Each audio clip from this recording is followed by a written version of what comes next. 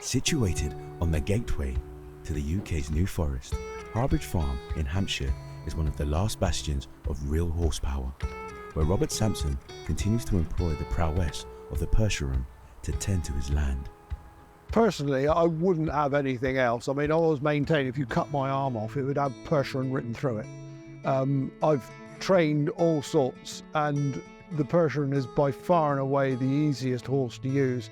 You know, I'm now 5th generation to have the tenancy of this farm, and we've never been without horses. My father kept horses when everybody else was getting rid of in the 1950s. In fact, in 1951, he bought his first Percherons. Before that, they had Shires, which he'd inherited from his father. And he decided that he was going to stay with the horses, although they had a tractor. And the Percheron was, at the time, being advertised as the horse to have. They were originally from the area of Normandy, La Perche, which is where they take their name. And they have gone pretty well all over the world. They have very good feet. And they're clean legged, so you don't get the problem that you get with the hairy-legged horses in the winter in the mud, where you get a lot of skin diseases. Hello, Levi, you don't normally come up like this. So, as you can see, they're clean-legged, they've got a reasonably small foot, which, for working in teams, you don't get the problems with them treading on one another as you turn. They're a uniform type, you've got a good width of chest, reasonable amount of bone. They're kind and docile and basically very easy to train. During the summer, Robert's 10-strong herd worked tirelessly, turning the hay crop and hauling bales. But come the autumn, their role shifts to delivering feed to more than 100 cattle and 80 sheep that are also kept on the farm. Through the winter months, from now on, we'll be using a pair every day doing the feeding. So that is 7 days a week, and whatever the weather.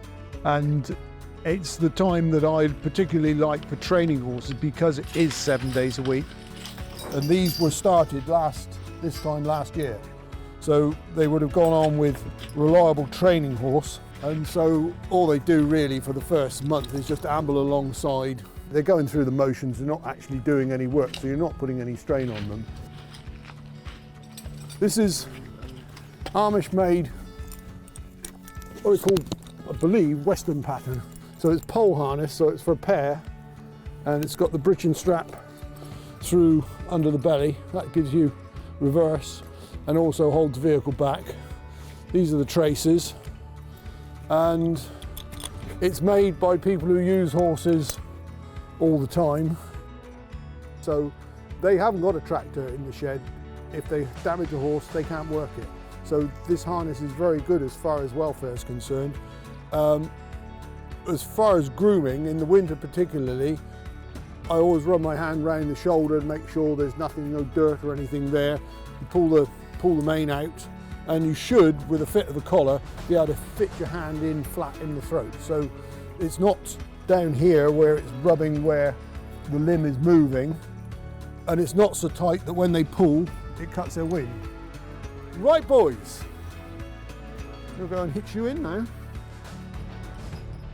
This summer, because it's been absolutely appalling, all of the forage we get is off the floodplain down there, and that's exactly what it's been, a floodplain. And using the horses, we don't cut the fields up because it's triple SI, so it's a site of special scientific interest, and it's not supposed to be mauled about. I mean, we could get it out with four-wheel drive tractors, but you'd make a hell of a mess down there. Whereas with the horses, you can pull them out and you can hardly see where you've been. It does justify having them here. A lot of it is my interest of it, and I do love using them. Don't get me wrong, it's not economic. It's much easier to jump in a tractor, turn the key and off you go. But it's not really what I want out of life. When it's going well, there is nothing better. There are days when they don't concur, but for most of the time, it is a joy. I wouldn't do it otherwise. Get up, Luther!